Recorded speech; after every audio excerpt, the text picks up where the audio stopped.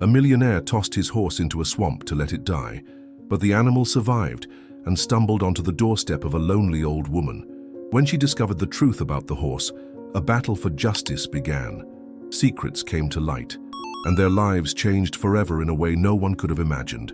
A story of overcoming, redemption, and love that transformed not only a woman and a horse, but an entire community. Get ready, because this story will touch your heart. Subscribe to the channel, like this video, and comment from where you're watching. Heavy snowflakes fell on the valley, blanketing everything in a white shroud that erased the world's imperfections. Atop a small wooden cabin, smoke curled from the chimney, a thin thread connecting the earth to the infinite. It was the only visible sign of life in the vast white expanse stretching to the horizon, where bluish mountains pierced the clouds like sentinels of a forgotten kingdom. Inside the cabin, the amber light of the fire danced on the rustic walls, casting shadows that moved like silent ghosts. On the fogged window pane, a wrinkled hand wiped a small circle in the frosted glass. Through that opening, a pair of hazel eyes, deep as wells of memories, watched the blizzard with a mixture of reverence and melancholy. The storm had been raging for 3 days, further isolating the cabin from the rest of the world. But for Mary Ellen, the woman with the hazel eyes, it mattered little. Isolation had been her natural state for so long that she no longer knew where the solitude imposed by nature ended and the solitude she had built around herself began. A stronger gust of wind howled around the cabin, making it creak like an old ship at sea. Mary Ellen moved away from the window and back to the fire, adjusting the gray shawl over her narrow shoulders. There, seated in her worn armchair, she picked up a cup of tea that had long since gone cold. Her long, gnarled fingers caressed the porcelain as if tracing the lines of a forgotten poem. In the absolute silence of the mountain, where not even the tick-tock of a clock dared break the stillness, an unexpected sound tore through the air. It was so subtle that any ordinary ear would have missed it amidst the wind's groans, but Mary Ellen didn't have ordinary ears. Years of solitude had sharpened her senses, transforming her into a sensitive receiver for the world's subtle movements. The sound came again, a hesitant scratching at the back door, as light as a mouse's paws, but more rhythmic, more intentional. Mary Ellen froze, the cup suspended in the air. In 15 years of living in that cabin in the Colorado Rockies, nothing but the wind had ever knocked on her door. In the early years, occasionally, a lost hiker or a park ranger on patrol would appear, but that no longer happened. The trails had been rerouted. The world had moved on, leaving her behind, exactly as she had wished. The scratching at the door repeated, more insistent now, accompanied by a high-pitched, faint sound that could have been a whimper or a call. Mary Ellen placed the cup on the small table beside the armchair and slowly rose. Her knees protested, stiff from the cold and age. Not from being old. At 52 she was far from it, but from years of neglecting herself. She hesitated for a moment between curiosity and fear of the unknown. The outside world had become a distant memory, something she observed only through the safety of her window. Confronting it directly now seemed an act of bravery beyond her strength. The sound at the door persisted, now mixed with a low whine that Mary Ellen couldn't ignore. It was a plea for help, and even in her self-imposed exile, she couldn't turn her back on that call. With slow steps, she crossed the room, passed through the small stone kitchen, and reached the back door. Her hand trembled slightly as she touched the rusty latch. She took a deep breath, feeling the icy air fill her lungs, and then with a quick, decisive movement, she opened the door. The gust of wind and snow almost knocked her down, forcing her to close her eyes for a moment. When she opened them, it took her a few seconds to understand what she saw. There, huddled on her doorstep, covered by a thin layer of snow that almost camouflaged it in the whiteness of the surroundings, was a wolf.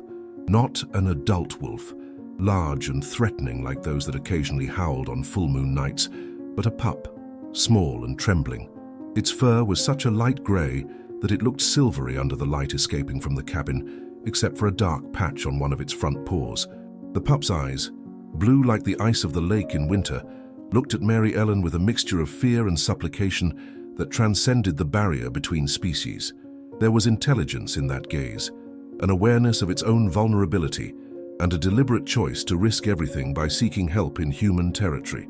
For a long moment, woman and wolf remained motionless, assessing each other on the border between two worlds. The wind howled around them, bringing more snow and a bone-chilling cold. The pup shivered violently but didn't look away. That's when Mary Ellen noticed it. The dark patch on its paw wasn't a natural marking in its fur. It was blood. Mary Ellen Miller wasn't born for solitude. In fact, during the first half of her life, she had been known for her infectious laughter and her ability to transform strangers into friends in the space of a conversation. An only child of a University of California professor and an Oaxaca school painter, she had grown up surrounded by books, art, and intellectual discussions that extended well into the night. Early on, she showed a special talent for photography, capturing moments of subtle beauty that went unnoticed by less attentive eyes. She graduated with honors in visual arts, specializing in documentary photography. Her work took her around the world, documenting everything from traditional festivals in remote villages to daily life in major metropolises. She was a nomad by profession and by choice, never staying in the same place for more than a few months. "The world is too big to stay still," she used to say, her eyes shining with the wonder of someone who always sees something marvelous on the horizon. But that was before a series of events, some tragic, others simply painful, led her to gradually withdraw from the world. First were her parents, passing away just a year apart. Then a nearly decade-long relationship that ended when her partner confessed he could no longer keep up with her wandering lifestyle. And then the final blow, the sudden loss of vision in her right eye due to a detached retina during a photographic expedition in Chiapas. For someone whose life and identity were intrinsically linked to the ability to see and capture the world through a lens, the partial loss of vision was devastating, not only because of the physical limitation, but because of what it symbolized, a rupture in her way of existing in the world. Mary Ellen Miller disappeared from international art circles without fanfare. A few years later, when almost no one remembered her, she bought an isolated cabin in the mountains of Colorado, a region she had briefly photographed in her youth and that had always remained in her memory as a place of primitive and silent beauty. Now, 15 years later, her daily life was marked by a routine as immutable as the mountains themselves. She woke with the first rays of sun, drank tea watching the sunrise, tended her small garden when it wasn't covered in snow, reread books she knew by heart, and occasionally walked in the nearby forest, collecting herbs and wild berries. At night, she observed the stars, so bright in the absence of light pollution, and then retired to begin the same cycle the next day. Her only connections with the outside world were the quarterly trips to the small town at the foot of the mountain, where she bought supplies she couldn't produce herself, and the rare letters from her former editor in Denver, who still tried to convince her to publish a book of her photographs. Mary Ellen had learned to live in silence. At first, silence was an adversary, so oppressive that she left the radio on day and night just to have some human noise in the background. Over time, however, she began to distinguish the layers of sound that made up the apparent silence of the mountain, the distant murmur of the stream that never completely froze, the rustling of leaves in the trees, the crunching of snow under the paws of some wild animal, the beating of a bird's wings in flight. Silence, she discovered, was never really silence. It was just a different frequency of existence, a more subtle form of communication that required patient ears. That morning, before the storm intensified, Mary Ellen was on the porch of her cabin, drinking tea in her blue ceramic mug, the only colorful piece in her monochromatic world of wood, stone, and snow. Her gaze swept across the familiar landscape, the small valley below, the trees bent under the weight of the snow, the gray sky promising more snow. It was the same panorama she had observed 15 years ago, and yet it was never exactly the same. Once, a long time ago, she would have instinctively reached for her camera to capture that peculiar light, that specific shadow. Now she just observed, allowing the image to exist without the need to preserve it. There was something liberating in this, in letting the moment simply be without transforming it into an object. The wind shifted, bringing with it the smell of fresh snow and something else, something she couldn't immediately identify. Mary Ellen frowned, tilting her head slightly, as she did when trying to compensate for her reduced field of vision. That's when she saw in the distance, at the edge of the pine forest, a movement that didn't correspond to the natural swaying of the vegetation in the wind. Something or someone was moving there with difficulty.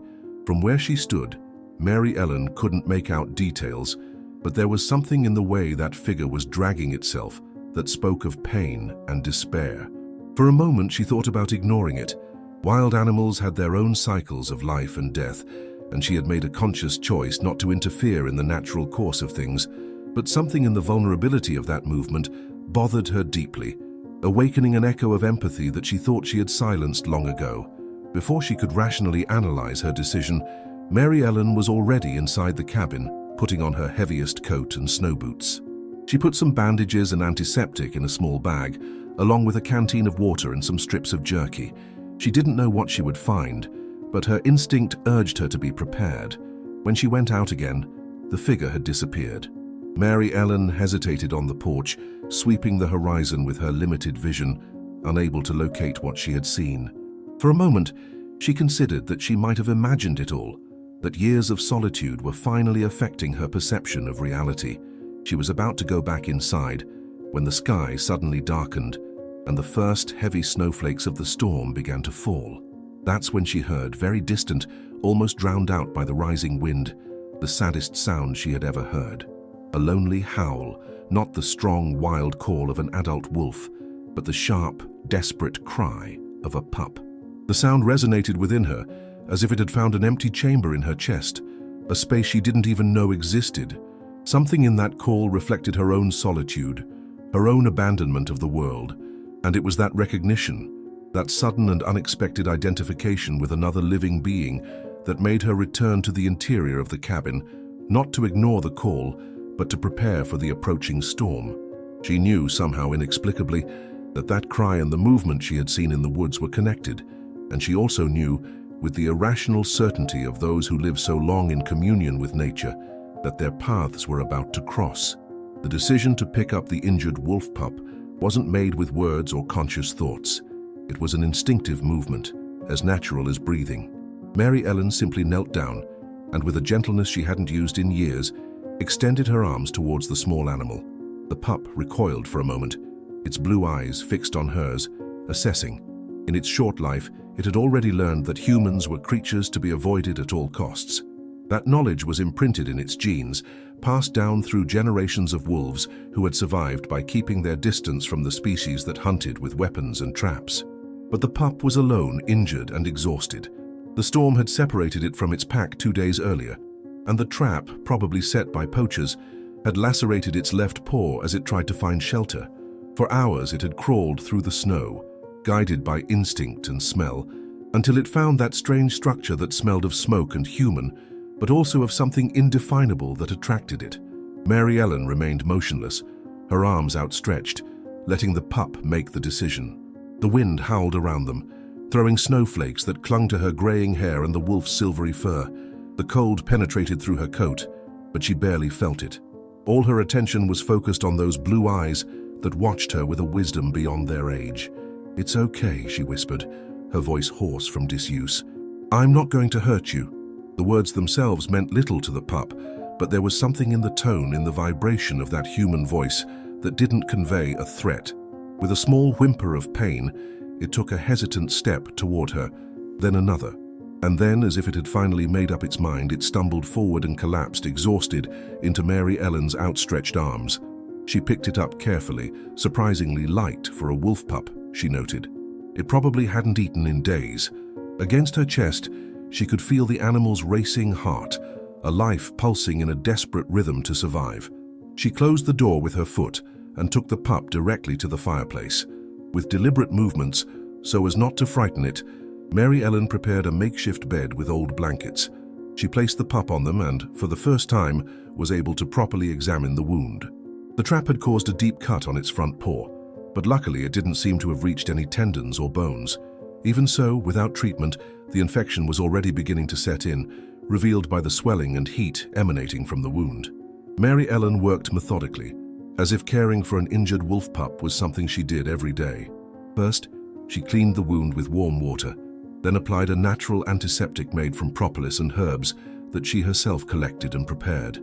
The pup whimpered softly when the liquid touched its wound, but didn't try to bite or run away. It watched every movement with its attentive eyes, occasionally licking Mary Ellen's hand when she got close to its muzzle. "You're brave," she murmured. surprised by how easily the words escaped her mouth after so long speaking only to herself. "Braver than I am." After cleaning and disinfecting the wound, Mary Ellen applied a paste of healing herbs and bandaged the paw with a light bandage, just enough to protect the cut without restricting movement too much. Finally, she offered the pup a bowl of fresh water and another with small pieces of jerky rehydrated in warm broth. The wolf sniffed the food with initial suspicion, but hunger soon overcame caution. It ate ravenously, licking the bowl until there wasn't even the smell of meat left. Then, exhausted from the effort, the pain and the trauma of the last few days, it curled up on the blankets, as close to the fire as possible, and fell asleep almost instantly. Mary Ellen watched the small body rise and fall with its now regular breathing. In its sleep with its guard down, the pup seemed even smaller and more vulnerable. There was something profoundly moving in how it had trusted her, a stranger, a human, theoretically a natural enemy. Outside, the storm roared with renewed force, rattling the windows and making the cabin's structure creak. Mary Ellen added more wood to the fire and sat in her armchair, her eyes fixed on the small, sleeping creature. For the first time in 15 years, her cabin didn't seem empty. For the first time in 15 years, the silence wasn't absolute. In the middle of the night, Mary Ellen woke with a start. She had fallen asleep in the armchair, something she never did. For a moment, she was disoriented, confused by the feeling that something had changed in her carefully ordered world. Then her eyes found the small pile of silvery fur still asleep near the fireplace, and the memory of the afternoon's events returned. The fire had dwindled to embers, and a subtle chill was seeping into the room. Mary Ellen silently got up to add more wood. As she did so, she noticed that the pup was trembling slightly in its sleep, despite its proximity to the heat. Without thinking much, she took an extra blanket and spread it over the animal, being careful not to wake it. It was at that moment, as she adjusted the blanket, that her fingers accidentally touched the pup's soft ear. It didn't wake up, but it tilted its head slightly in the direction of her hand, as if seeking more contact. Mary Ellen froze, her hand hovering over the pup. How long had it been since she had touched another living being? Years, perhaps. The isolation had not only been geographical or social, but also physical. She had deprived herself of touch, of contact, of the tangible connection with other creatures. With a sigh that carried the weight of many lonely winters, Mary Ellen allowed her hand to rest gently on the pup's head, her fingers sinking into the soft fur. The wolf sighed in its sleep, visibly relaxing under her touch, and so they remained, woman and wolf, connected by that simple touch in the middle of the night, while the storm raged outside. When morning came, bringing with it a diffuse light that barely penetrated the heavy clouds, Mary Ellen found the pup awake, watching her with those piercing blue eyes. It hadn't moved from its makeshift bed, but it was clearly alert, following her every movement with interest. "Good morning," she said, surprised once again by the naturalness with which she spoke to it. "How are you feeling?" The pup tilted its head to one side, as if considering the question, and then tried to get up. It managed to stand, but when it tried to put weight on its injured paw, it let out a yelp of pain and lay back down. "Easy," Mary Ellen approached slowly and knelt beside it. "It's going to take a while to heal. Don't rush." She examined the bandage, which was still clean and in place. The swelling seemed to have gone down a bit, which was a good sign. Mary Ellen offered the pup more water and food, which it accepted with less hesitation than the day before. As she watched it eat, Mary Ellen realized she would need to make a decision. The pup couldn't stay with her indefinitely. It was a wild animal. It belonged to the mountains, to its pack, if it was still out there. On the other hand, it was still injured, and the storm showed no signs of letting up. Releasing it now would be condemning it to certain death. "I think we're stuck with each other for now," she said, more to herself than to the wolf. "At least until your paw heals and the weather improves." The pup lifted its eyes from the bowl, as if it understood, and then did something that completely surprised Mary Ellen. It approached her, limping slightly, and pressed its muzzle against her hand. The gesture was so deliberate, so full of intention, that Mary Ellen felt something inside her tremble and crack. It was as if a thin layer of ice, formed over years of emotional isolation, began to crack under the warmth of that simple touch. "You need a name," she said, her voice trembling with an emotion she couldn't name. "I can't just keep calling you pup or wolf." The animal looked at her intently, its blue eyes seeming to penetrate her soul. "I think I'll call you Luna," Mary Ellen decided, remembering the silvery fur shining under the light escaping from the cabin that first night. "Because you appeared in my life like a ray of light in the darkness."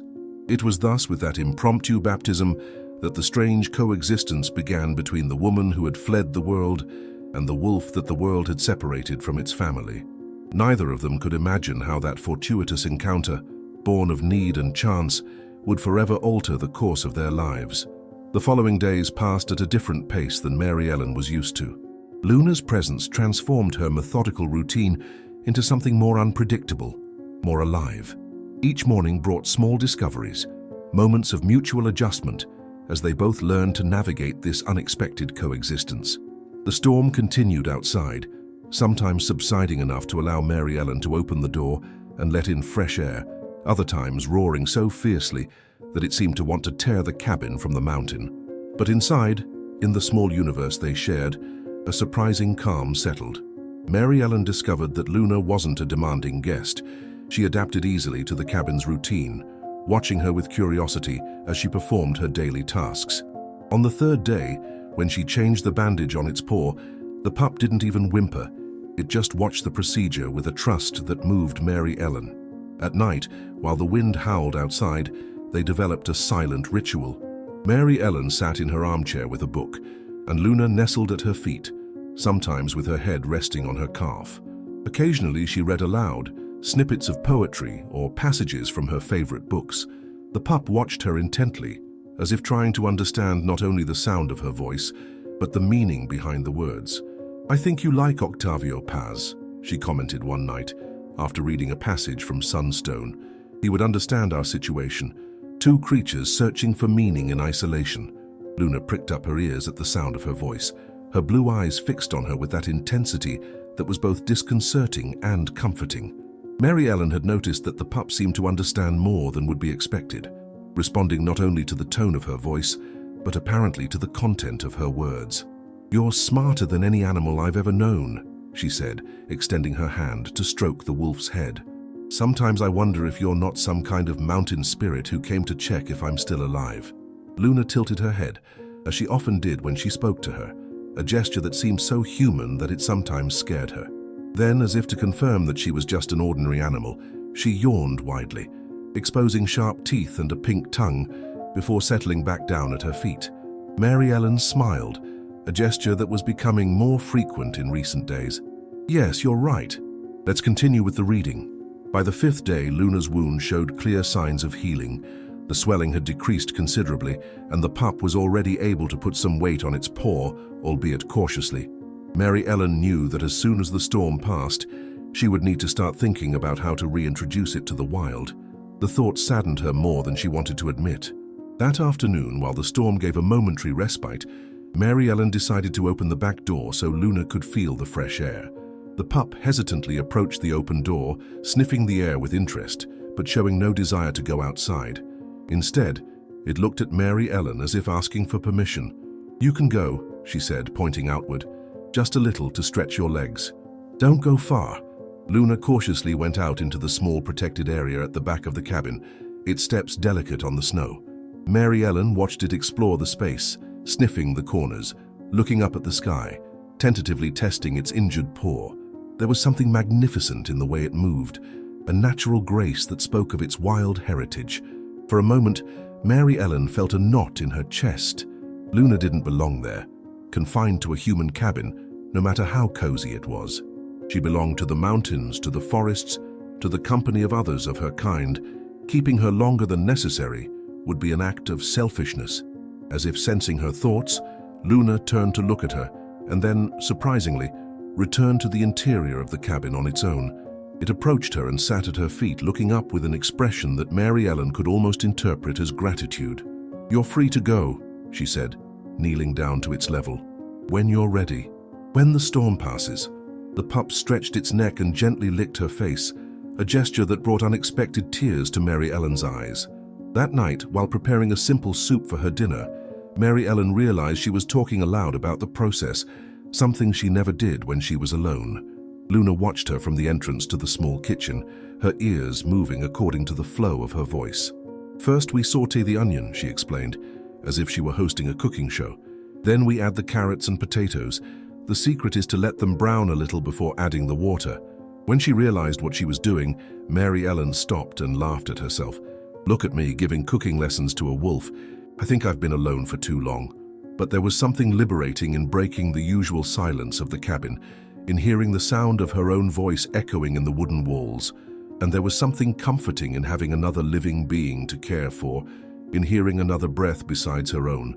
And there was something comforting in the way Luna looked at her, without judgment, without expectations, just with a pure acceptance that she hadn't experienced in a long time. On the 7th night after Luna's arrival, something special happened. The storm had finally lost its strength, reduced to a light snowfall. The sky cleared partially, revealing a piece of the full moon that bathed the landscape in a silvery light. Mary Ellen was on her covered porch, wrapped in blankets, contemplating the serene beauty of the winter night. Luna was beside her, sitting quietly, her injured paw resting more confidently now. Suddenly, from the other side of the valley came a sound, the lonely howl of a wolf, and then another and another, forming a distant but unmistakable chorus. Mary Ellen felt Luna tense beside her. She stood up, ears alert, body vibrating with contained energy. Her blue eyes reflected the moonlight as she looked in the direction of the calls. Mary Ellen immediately knew what those howls meant. Luna's pack was alive, looking for her. A mixture of conflicting emotions went through her: joy at knowing that the pup wasn't alone in the world, fear of losing her so quickly, and a deep understanding that she now faced the true test of her own growth. Luna looked at her, as if asking for permission or seeking guidance. At that moment, their gazes connected in a way that transcended the barriers between species. Mary Ellen saw in her not only the pup she had rescued, but a being with its own destiny, its own ties and calls. "They're looking for you," she whispered, her voice trembling with contained emotion. "Your family." Luna continued to look at her, motionless, as if weighing between two worlds. For a moment, Mary Ellen feared that she would simply leave, disappearing into the night like a dream at dawn. But then, surprisingly, the pup sat back down beside her, leaning slightly against her leg. The howls continued for some time, resonating through the mountains like an ancient and mysterious song. Mary Ellen and Luna remained on the porch until the last call fell silent and the clouds covered the moon again. Only then did they go back inside, to the warmth of the fireplace. That night marked a subtle but profound change in their relationship. It was no longer just a matter of caregiver and injured animal. It had become an alliance based on choices they both made every day, every moment. The storm finally ceased at dawn on the 10th day. Mary Ellen woke to something she hadn't felt in almost 2 weeks, the warm touch of a sunbeam on her face. Light streamed through the bedroom window at a specific angle that only occurred when the sky was completely clear.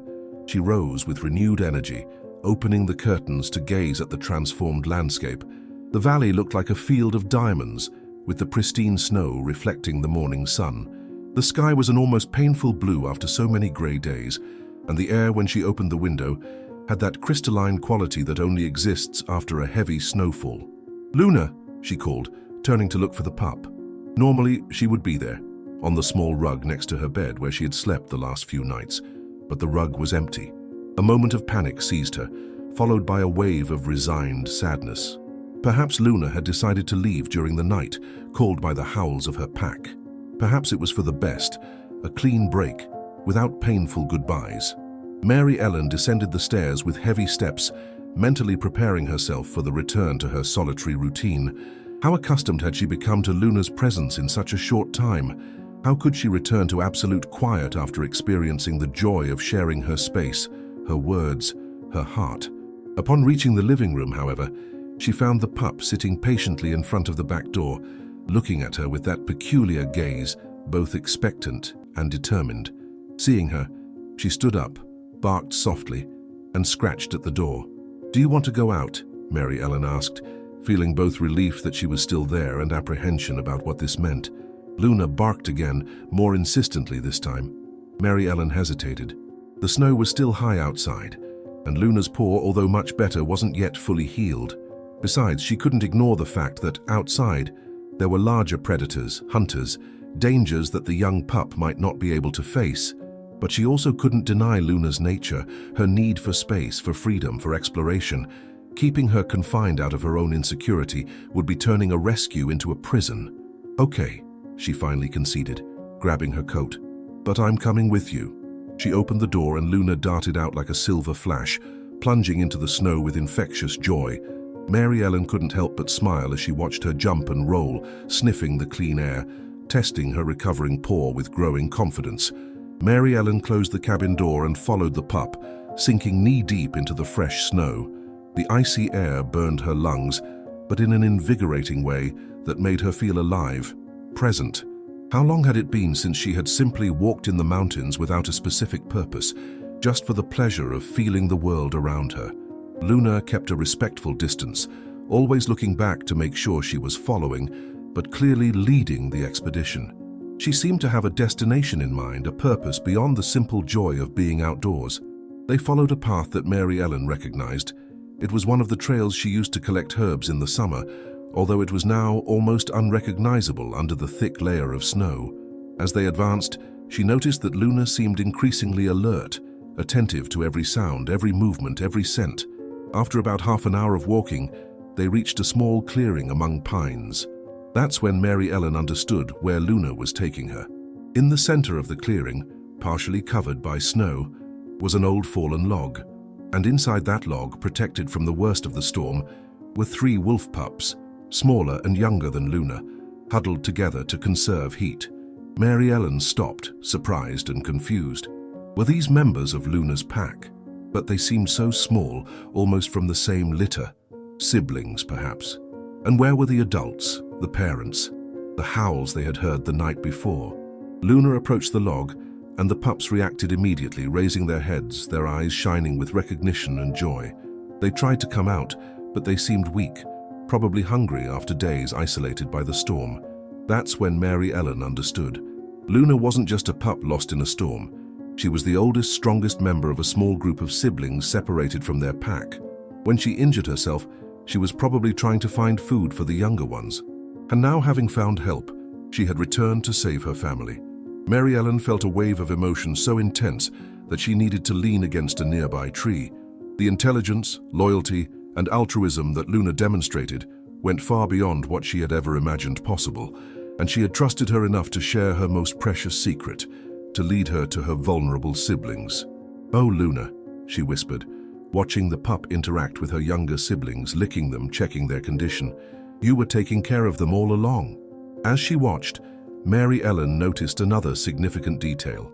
Around the log and throughout the clearing there were tracks of adult wolves, partially covered by the recent snow, but still visible. The adults had been there, perhaps the day before, perhaps during the brief lull in the storm. They had found the younger pups, but not Luna, and now apparently they were looking for the missing member of the family, as evidenced by the howls they had heard. The little pups were alive, but clearly weakened. Mary Ellen cautiously approached, kneeling in the snow at a respectful distance. Luna looked at her and then at her siblings, as if presenting both sides of this strange equation. "They need food and shelter," Mary Ellen said, more to herself than to Luna. "They won't survive here alone." The decision formed in her mind with crystal clarity. These pups needed temporary help until the adult members of the pack found them. She couldn't just leave them there and hope everything would turn out all right. "We're taking them back to the cabin," she decided. "Just until they're stronger, just until their family finds them." One by one, with infinite care, Mary Ellen picked up the 3 pups. They were 2 males and 1 female, all with the same silvery fur as Luna, although with subtle variations in shade. They trembled in her arms, not from fear, but from cold and weakness.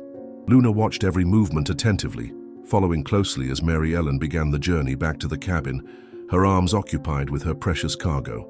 The return trip seemed longer, more arduous, with Mary Ellen having to balance herself in the deep snow while carrying the pups. When they finally spotted the cabin, she felt immense relief. Luna ran ahead as if understanding the urgency of the situation, waiting impatiently on the porch as she approached. Inside the cabin, Mary Ellen quickly prepared a makeshift shelter near the fireplace, a large box lined with soft blankets. She placed the pups there, noticing how they immediately huddled together, seeking warmth. "First, warmth," she murmured, stoking the fire. "Then food." She prepared a mixture of warm broth with small pieces of shredded meat, something the weakened pups could easily ingest. To her surprise and relief, they accepted the food without hesitation, perhaps guided by Luna's example, who remained at her side, vigilant and protective. As she watched them feed, Mary Ellen felt a mixture of emotions: concern for the pup's condition, admiration for Luna's devotion, and a growing sense of responsibility. It wasn't just one wolf that had entered her life now, but four, and with them, a deeper connection with the natural world she had kept at arm's length for so long. "Just until they're strong enough," she repeated to herself, like a mantra, "just until their family finds them." But even as she said these words, a part of her recognized the irreversible change that was occurring. Her cabin, her refuge from the world, had become something new, a temporary sanctuary for vulnerable beings, a meeting point between the wild and the domestic, between isolation and community. The following days transformed into a delicate dance of care and vigilance. Mary Ellen established a feeding and care schedule for the little wolves, whom she named after stars, Sirius, Vega, and Altair, while Luna remained as a constant guardian, alternating between staying with her siblings and accompanying Mary Ellen in her daily chores. Every afternoon, she and Luna went out together to check the surroundings, looking for signs of the adult pack. And every night, when the sky cleared, they waited on the porch, hoping to hear those distant howls again. A week after rescuing the little wolves, while Mary Ellen was checking her supplies, she realized a worrying reality. Her supplies, calculated for one person living austerely, wouldn't be enough to feed 4 hungry wolves for much longer. She would need to make her quarterly trip to town earlier than planned. The idea of leaving the wolves alone even for a day filled her with anxiety. But the alternative, not having enough food for them, was worse. Reluctantly, she began to prepare for the descent into civilization, a journey she always undertook with a mixture of necessity and discomfort. "I'll be back tomorrow," she told Luna, kneeling down to look her in the eyes. "Take care of your siblings. I'll be back before nightfall." The pup looked at her with that intense, wise gaze, as if she understood the situation perfectly. And then, in a gesture that seemed to seal a kind of pact between them, she rested her forehead against Mary Ellen's for a brief moment. The descent to the town of Silver Creek was more difficult than usual. Although the weather had improved, the accumulated snow made the path treacherous, and Mary Ellen found herself proceeding with extreme caution. She couldn't afford to have an accident, not now that she had 4 lives depending on her. As the landscape changed from snowy forest to the first scattered houses of the community, she felt the familiar tension settling into her body. The town wasn't large, just a few streets around a central square with its colonial church, but for someone accustomed to the absolute solitude of the mountains, even this small settlement was overwhelming. Mary Ellen went directly to Javier's general store, a middle-aged man who, over the years, had learned to respect her reticence to socialize. Usually their interactions were limited to brief greetings and the necessary commercial transaction. This time, however, the unusual amount of meat and other supplies she requested piqued his curiosity. "Expecting visitors, Mary Ellen?" he asked as he bagged the groceries. "I've never seen you buy so much meat at once." For a moment she considered giving an evasive answer, as she used to do, but something had changed in her since Luna's arrival. Isolation no longer seemed like a refuge, but a limitation.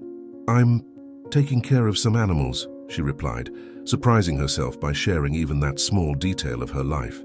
"They need special food for a while." Javier nodded without pressing for more information, but she could see a glint of interest in his eyes. "If you need help with that, my nephew Peter is a veterinary student at the University of Colorado. He's spending his vacation here.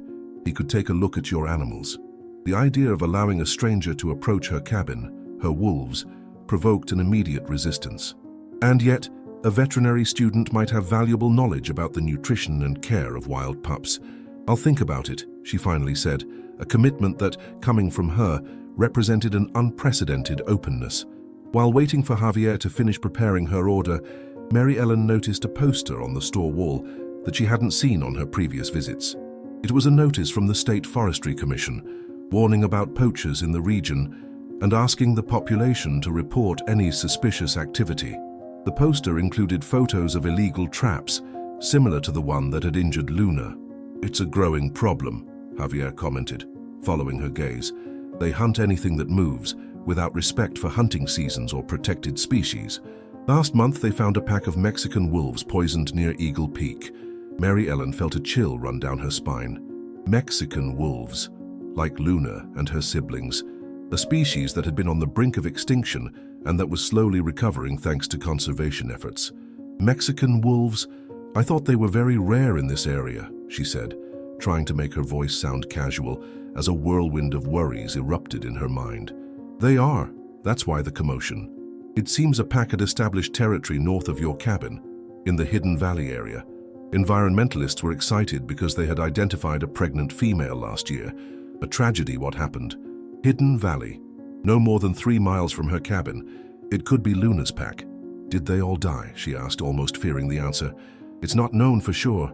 They found the adults, but there are rumors that there might be pups. The rangers have been searching, but with the storm in recent weeks, the information hit Mary Ellen like an avalanche. Luna and her siblings weren't simply temporarily separated from their pack. They were orphans. And not only that, they could be the last members of a pack crucial to the recovery of the species in the region." Who is in charge of the investigation into the poachers?" she asked, struggling to maintain her composure. "Biologist Carmela Rodriguez from the conservation program. She's staying at the Morales house near the square. A very dedicated woman. She's been working with the mountain wolves for years." Mary Ellen paid for her groceries mechanically, her mind processing the implications of what she had just discovered. As Javier handed her the bags, she made a decision that would have been unthinkable just a few weeks before. Could you give me the exact address of Dr. Rodriguez? And maybe also mention to your nephew that he might need his help soon." Javier looked at her with barely concealed surprise before nodding. "Of course, Mary Ellen. I'm glad you're considering getting some support." With the directions written down on a piece of paper and the bags of groceries loaded into her small backpack, Mary Ellen found herself walking toward the center of town instead of immediately starting the return to the mountain. Each step seemed to take away a piece of the armor she had built around her heart for so many years. The house where the biologist was staying was a traditional adobe building with a small front garden. Mary Ellen stopped at the door, her hand raised to knock, paralyzed for a moment of doubt. What was she doing? Revealing the existence of the wolves could put them in danger. What if they tried to take them away? But then she remembered Luna's trusting eyes, her intelligence, her bravery in seeking help for her siblings. She remembered the small, fragile lives that now depended on making the right decisions, not only for their immediate survival, but for their future. With a resolution she hadn't felt in many years, she knocked on the door.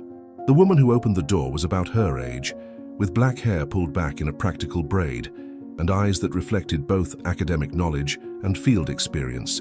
She dressed informally but professionally, and her expression conveyed a kind smile. "Can I help you?" she asked with a smile.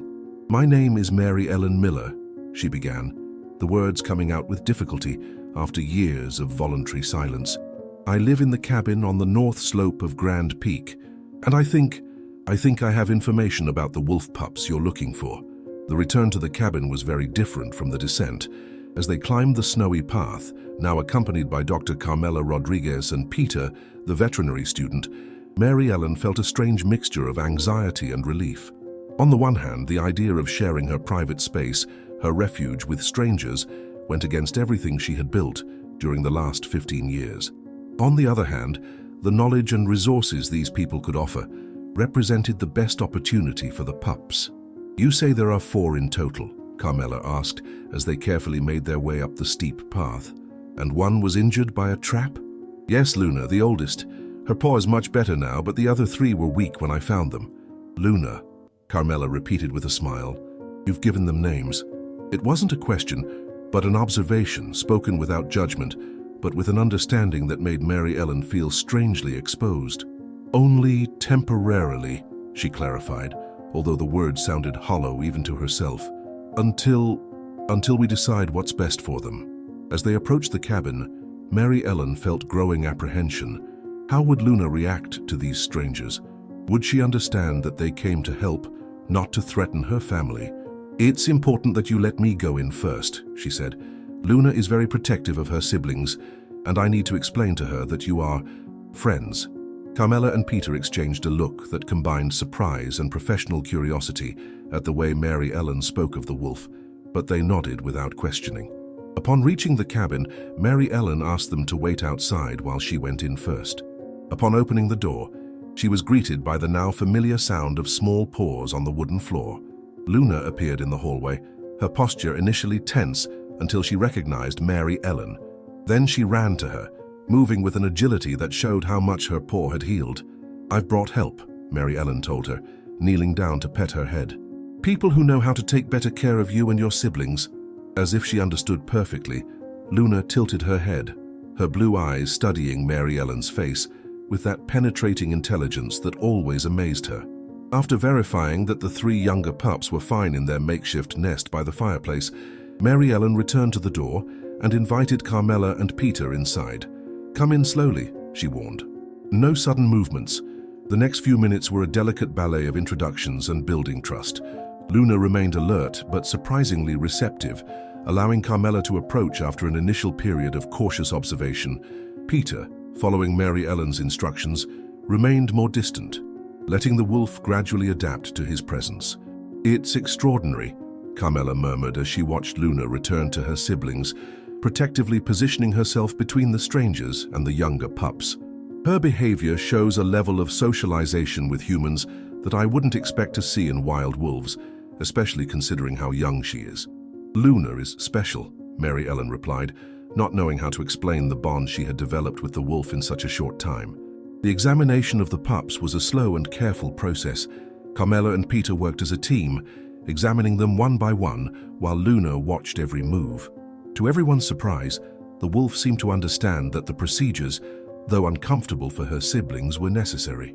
"They're surprisingly well considering the circumstances," Carmela finally declared, putting away her equipment. "Dehydrated and somewhat malnourished, but we didn't detect any serious illnesses or injuries like the one Luna suffered." "What will happen to them now?" Mary Ellen asked, the question she had been avoiding since she decided to contact the biologist. Carmela sat in one of the kitchen chairs, accepting the cup of tea Mary Ellen offered. Her expression became serious, professional. "These pups are extremely valuable from a conservation perspective. They are part of the subspecies Canis lupus bailey, the Mexican wolf, which was on the brink of extinction. Each individual is crucial to the recovery of the population. Will you take them to a sanctuary?" Mary Ellen's voice betrayed her apprehension at the idea.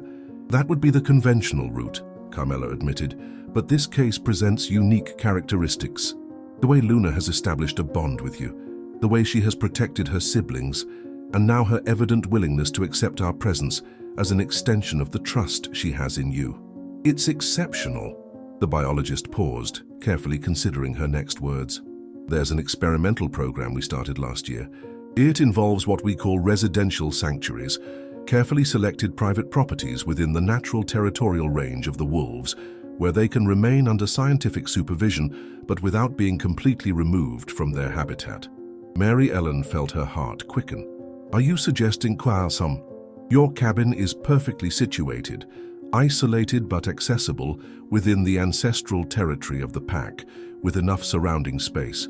And you've already demonstrated an exceptional ability to gain the trust of these animals. But I'm not a biologist, nor a veterinarian. I don't have the training." "That can be remedied with training," Peter interjected. "I could teach you the basics of nutrition, preventive care, behavior. And I could visit you regularly for scientific monitoring," Carmela added. "The long-term goal would be the gradual reintroduction to the wild, but keeping this cabin as a safe point, a refuge." The proposal was overwhelming, so far removed from the solitary and routine life that Mary Ellen had meticulously built. It implied commitment, connection, responsibility, all the things she had fled from when she retreated to the mountains. And yet, as she looked at Luna, who had silently approached and now rested her head on her knee, she couldn't imagine a return to her previous existence, as if the wolf had brought with her not only her siblings, but a gateway to a different world, a world that Mary Ellen had forgotten existed. "How exactly would it work?" she finally asked, her voice soft but firm, the voice of someone making a momentous decision. As the afternoon turned to evening, the 3 humans and 4 wolves shared the space of the small cabin, developing plans, establishing protocols, imagining possibilities. For the first time in 15 years, Mary Ellen's voice joined others in lively conversation, in occasional laughter, in the exchange of ideas and concerns. The return to the cabin was very different from the descent. As they climbed the snowy path, now accompanied by Dr. Carmela Rodriguez and Peter, the veterinary student, Mary Ellen felt a strange mixture of anxiety and relief. On the one hand, the idea of sharing her private space, her refuge with strangers, went against everything she had built during the last 15 years. On the other hand, the knowledge and resources these people could offer represented the best opportunity for the pups. "You say there are 4 in total?" Carmela asked as they carefully made their way up the steep path. "And one was injured by a trap?" "Yes, Luna, the oldest. Her paw is much better now, but the other 3 were weak when I found them." "Luna," Carmela repeated with a smile. "You've given them names." It wasn't a question, but an observation, spoken without judgment but with an understanding that made Mary Ellen feel strangely exposed. "Only temporarily," she clarified, although the words sounded hollow even to herself. Until we decide what's best for them." As they approached the cabin, Mary Ellen felt growing apprehension. How would Luna react to these strangers? Would she understand that they came to help, not to threaten her family? "It's important that you let me go in first," she said. "Luna is very protective of her siblings, and I need to explain to her that you are friends." Carmela and Peter exchanged a look that combined surprise and professional curiosity at the way Mary Ellen spoke of the wolf, but they nodded without questioning. Upon reaching the cabin, Mary Ellen asked them to wait outside while she went in first. Upon opening the door, she was greeted by the now familiar sound of small paws on the wooden floor. Luna appeared in the hallway, her posture initially tense until she recognized Mary Ellen. Then she ran to her, moving with an agility that showed how much her paw had healed. "I've brought help," Mary Ellen told her, kneeling down to pet her head. "People who know how to take better care of you and your siblings." As if she understood perfectly, Luna tilted her head, her blue eyes studying Mary Ellen's face with that penetrating intelligence that always amazed her. After verifying that the 3 younger pups were fine in their makeshift nest by the fireplace, Mary Ellen returned to the door and invited Carmela and Peter inside. "Come in slowly," she warned. "No sudden movements." The next few minutes were a delicate ballet of introductions and building trust. Luna remained alert, but surprisingly receptive, allowing Carmela to approach after an initial period of cautious observation. Peter, following Mary Ellen's instructions, remained more distant, letting the wolf gradually adapt to his presence. "It's extraordinary," Carmela murmured, as she watched Luna return to her siblings, protectively positioning herself between the strangers and the younger pups. "Her behavior shows a level of socialization with humans that I wouldn't expect to see in wild wolves, especially considering how young she is." "Luna is special," Mary Ellen replied, not knowing how to explain the bond she had developed with the wolf in such a short time. The examination of the pups was a slow and careful process. Carmela and Peter worked as a team, examining them one by one while Luna watched every move. To everyone's surprise, the wolf seemed to understand that the procedures, though uncomfortable for her siblings, were necessary. "They're surprisingly well considering the circumstances," Carmela finally declared, putting away her equipment. "Dehydrated and somewhat malnourished, but we didn't detect any serious illnesses or injuries like the one Luna suffered." "What will happen to them now?" Mary Ellen asked, the question she had been avoiding since she decided to contact the biologist. Carmela sat in one of the kitchen chairs, accepting the cup of tea Mary Ellen offered. Her expression became serious, professional. "These pups are extremely valuable from a conservation perspective. They are part of the subspecies Canis lupus bailey, the Mexican wolf, which was on the brink of extinction. Each individual is crucial to the recovery of the population. Will you take them to a sanctuary?" Mary Ellen's voice betrayed her apprehension at the idea. "That would be the conventional route," Carmela admitted, "but this case presents unique characteristics. The way Luna has established a bond with you, the way she has protected her siblings, and now her evident willingness to accept our presence as an extension of the trust she has in you. It's exceptional." The biologist paused, carefully considering her next words. "There's an experimental program we started last year. It involves what we call residential sanctuaries, carefully selected private properties within the natural territorial range of the wolves, where they can remain under scientific supervision but without being completely removed from their habitat. Mary Ellen felt her heart quicken. Are you suggesting, Kwasam, your cabin is perfectly situated, isolated but accessible within the ancestral territory of the pack, with enough surrounding space? And you've already demonstrated an exceptional ability to gain the trust of these animals. But I'm not a biologist, nor a veterinarian. I don't have the training. That can be remedied with training, Peter interjected. I could teach you the basics of nutrition, preventive care, behavior. And I could visit you regularly for scientific monitoring, Carmela added. The long-term goal would be the gradual reintroduction to the wild, but keeping this cabin as a safe point, a refuge. The proposal was overwhelming, so far removed from the solitary and routine life that Mary Ellen had meticulously built. It implied commitment, connection, responsibility, all the things she had fled from when she retreated to the mountains. And yet, as she looked at Luna, who had silently approached and now rested her head on her knee, she couldn't imagine a return to her previous existence, as if the wolf had brought with her not only her siblings, but a gateway to a different world, a world that Mary Ellen had forgotten existed. How exactly would it work? She finally asked, her voice soft but firm, the voice of someone making a momentous decision. As the afternoon turned to evening, the 3 humans and 4 wolves shared the space of the small cabin, developing plans, establishing protocols, imagining possibilities. For the first time in 15 years, Mary Ellen's voice joined others in lively conversation, in occasional laughter, in the exchange of ideas and concerns. The following weeks unfolded in a whirlwind of activity that transformed both the cabin and its owner. Peter became a regular visitor, bringing with him knowledge, medicines, and the infectious enthusiasm of youth. Patiently, he taught Mary Ellen feeding techniques adapted to the different stages of the wolves' development, methods for detecting and treating common illnesses, and behavioral signals to observe. Carmela, for her part, managed the official aspect of the project. Mary Ellen's property was formally designated as Lone Peak Residential Sanctuary within the Mexican Wolf Conservation Program. This not only provided additional legal protection for the wolves, but also material resources, a small grant for food and care, monitoring equipment, even the installation of solar panels that significantly improved the quality of life in the cabin. What surprised Mary Ellen most was how easily her routine adapted to include these new elements. Mornings now began with checking on the pups, whose growth was remarkable day by day. Sirius and Vega, the 2 males, became more adventurous, exploring the surroundings of the cabin under Luna's watchful eye. Altair, the smaller female, remained closer to Mary Ellen, developing a particularly close relationship with the woman. Afternoons were dedicated to documentation, another new aspect of Mary Ellen's life. With a small digital camera provided by the program, she captured images of the wolves' development. This activity awakened memories of her former passion for photography, although now with a different purpose. She was no longer seeking to create art, but to record life, growth, connection. One day, while reviewing the photographs on the small laptop that Carmela had left her, Mary Ellen came across an image that took her breath away.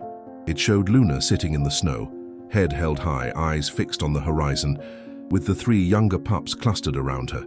The setting sun bathed the scene in golden and purple hues, creating a dramatic contrast with the wolves' silvery fur. It was, without a doubt, one of the best photographs she had ever taken. You should consider it, Carmela said days later when Mary Ellen shyly showed her the image. Using your photographic talent to document this project could be valuable not only for science but also for outreach. Outreach? The word evoked a public world from which Mary Ellen had been disconnected for so long. The story of these wolves, of Luna finding you, seeking help for her siblings, and now this experiment in coexistence, could inspire others. Conservation doesn't work without the support of ordinary people, and nothing generates support like a well-told emotional story. The idea was challenging. It implied exposing herself, sharing not only her work, but also, inevitably, something of herself. And yet, as she watched Luna patiently guiding her siblings in their first hunting lessons, using training toys designed by Peter, Mary Ellen recognized a profound truth. Some stories deserve to be told, even if it requires stepping outside her comfort zone. With spring arriving in the mountains, Melting the snow and awakening the dormant vegetation, the Lone Peak Sanctuary took another step in its evolution. Following recommendations from conservation biologists associated with the program, they began to build a larger outdoor enclosure, not a restrictive cage, but a protected space where the wolves could develop natural skills with a certain level of safety. The construction attracted occasional visitors, program volunteers, university students, even a documentary filmmaker interested in the project. To her own surprise, Mary Ellen discovered that these interactions, limited and focused on the wolves, weren't as overwhelming as she had imagined months before. It was during this transitional period that the incident occurred that definitively solidified her commitment to the project and to Luna.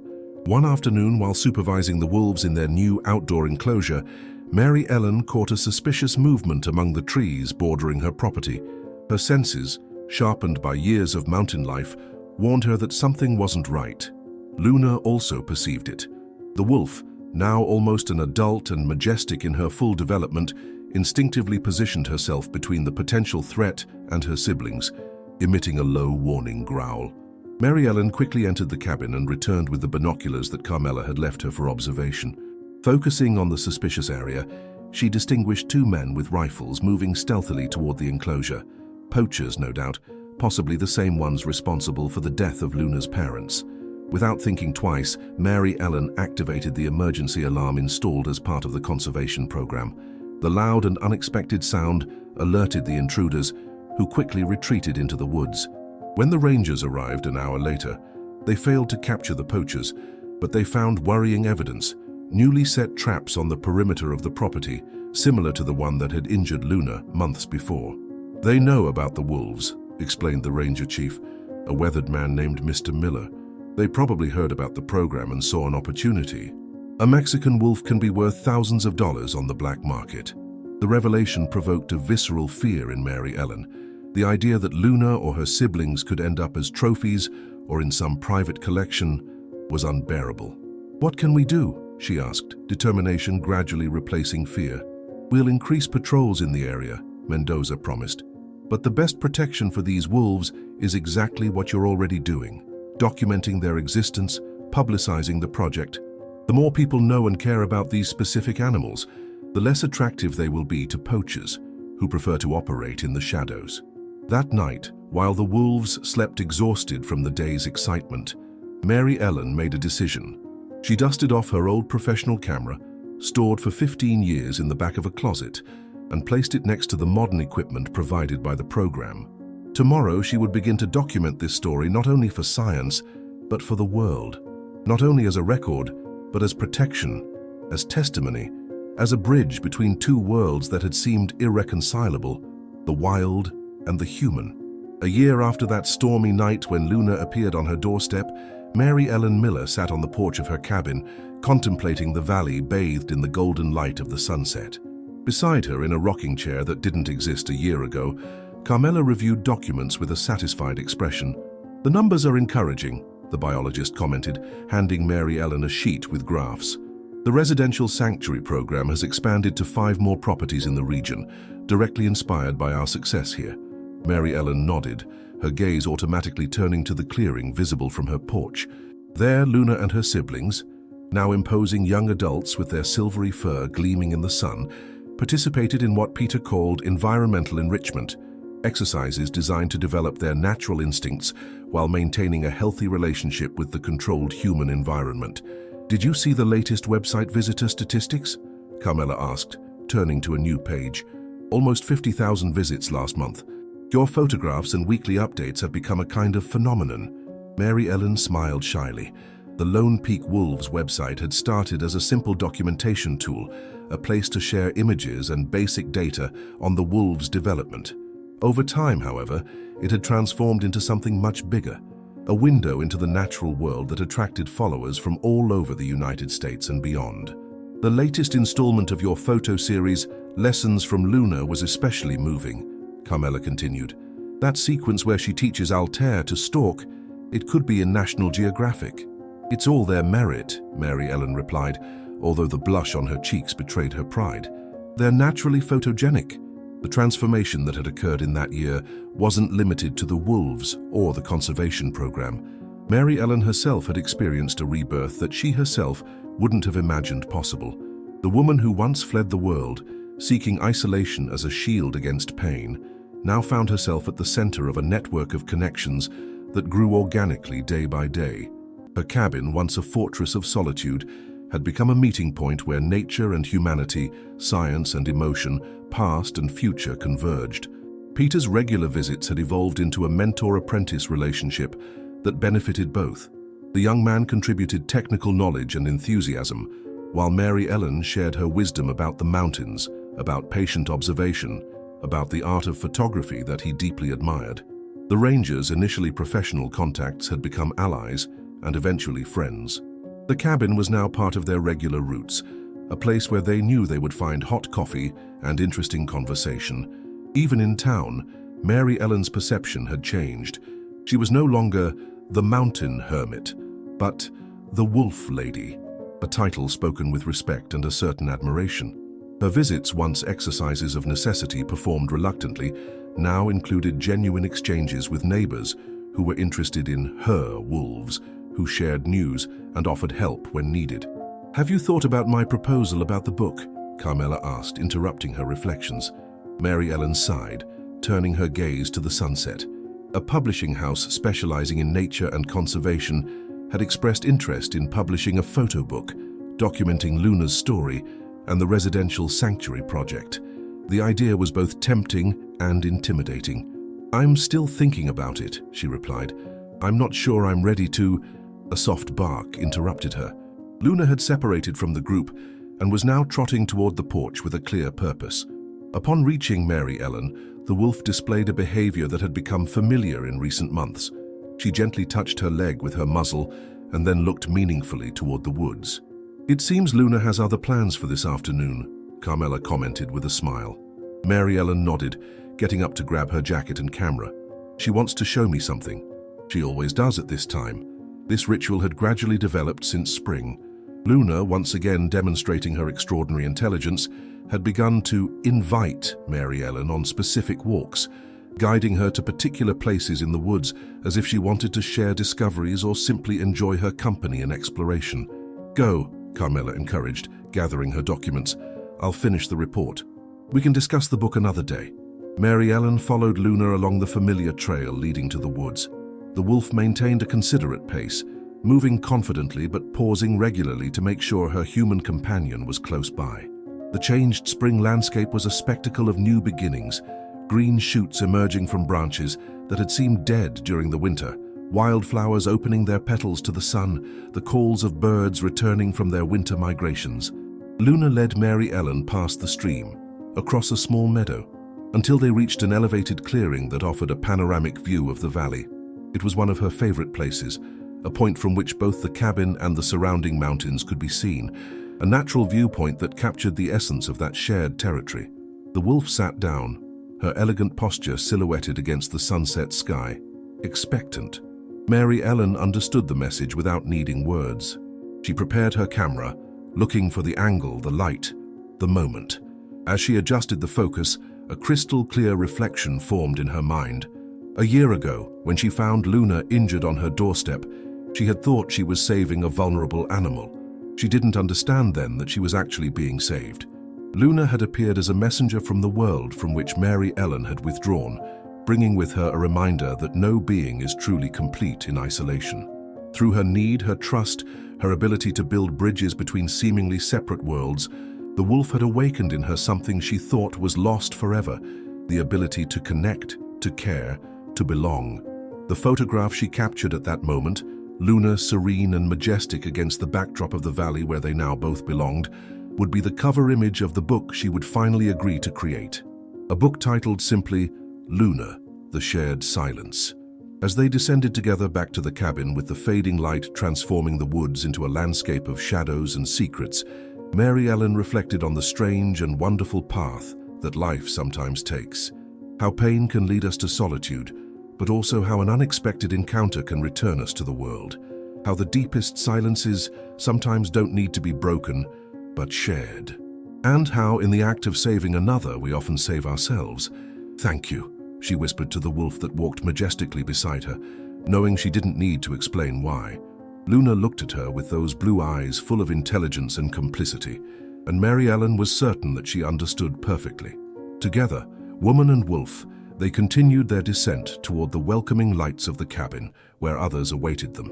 It wasn't the end of their story, but just the beginning of a new chapter in a book that continued to be written day by day, paw by paw, step by step, in the silent but eloquent language of mutual trust and profound respect.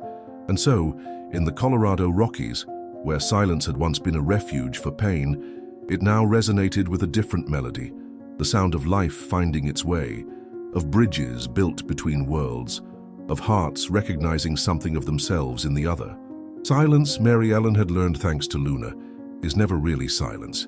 It's just a sacred space where the deepest connections can flourish if we have the courage to open the door when the unexpected calls. My friends, we've reached the end of the story. Did you enjoy it? What lesson can you take from this story? Leave it here in the comments. Like this video, subscribe to the channel, and watch this video playing on your screen. This story will impact you. Until next time.